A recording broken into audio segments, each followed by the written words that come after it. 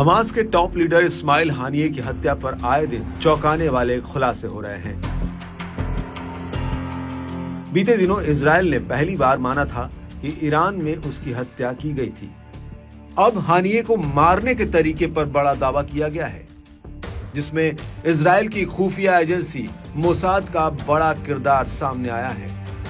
दरअसल इजराइल ने इस हत्या को अपने सबसे बड़े दुश्मन के घर यानी ईरान में घुसकर अंजाम दिया था।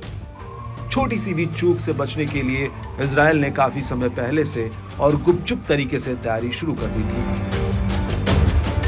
खास बात है कि इस हत्या की प्लानिंग इतनी खुफिया तरीके से की गई कि ईरान को कानो कान खबर तक नहीं लगी।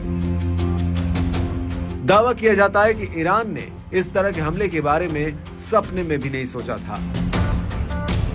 यही वजह है कि इजरायली कबूलनामे से ऐन पहले तक ईरान के हाथ कोई भी ठोस सबूत नहीं लग पाया। बता दें कि इस्माइल हानिये इजराइल के लिए मोस्ट वांटेड लिस्ट में सबसे ऊपर था, इसलिए वो कभी खुलकर सामने नहीं आता था।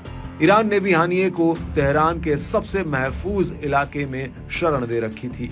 बावजूद इसके इजराइल ने अपने ताकत का लोहा मनवाते हुए हमास चीफ को मार गिराया, जिसकी ईरान को भनक तक नहीं लग पाई।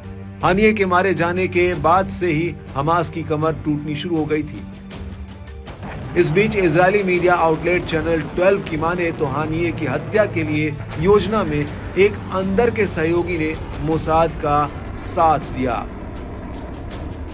हत्या को अंजाम देने के दौरान एक वक्त ऐसा भी आया जब इजरायली खुफिया एजेंसी के हाथ पांव तक फूल गए थे। दरअसल हानिये के कमरे का अचानक एसी खराब होने से इजरायली प्लान का मिट्टी पलीत हो सकता था। बात 31 जुलाई साल 2024 की है। तब वो तेहरान के सादत आबाद इलाके में निशात परिसर में रह रहा था। इस कॉम्प्लेक्स में हाई रैंक वाले ईरानी अधिकारी और IRGC सदस्य रहते हैं।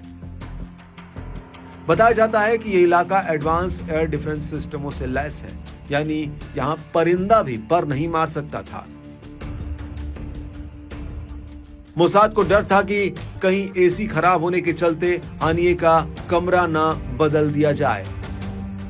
हालांकि एसी को समय रहते ठीक कर लिया गया और वो वापस अपने कमरे में आ गया था। दावा है कि इजरायली खुफिया एजेंसी ने हानिये की ट्रेवल हिस्ट्री पर काफी मेहनत की थी। उसकी कतर में हत्या नहीं करने पर खुद नेतन्याहू ने कहा था। दरअसल इससे बंधक मध्यस्थता प्रयासों को नुकसान पहुंच सकता था। इसके अलावा इस्तांबुल में हानिये की हत्या करने पर नेतन्याहू एर्दोगन के गुस्से का दंश नहीं झेलना चाहते थे।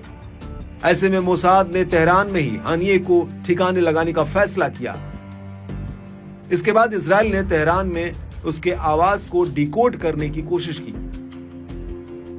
बताया जाता है कि हानिये को मारने के लिए मोसाद ने उसके बिस्तर के तकिए तक में बम फिट करवाया था, जिसमें जोरदार धमाका हुआ और हानिये समेत उसके पास मौजूद कई ईरानी सुरक्षा अधिकारी इसकी जद में आ गए और इजरायली धमाके के चलते मौत की नींद सो गए। बहरहाल इस दावे में कितनी सच्चाई है ये कहना मुश्किल है, मगर यह खुलासा नहीं हो पाया है कि मोसाद के इस टॉप सीक्रेट मिशन में किसने उसकी मदद की थी।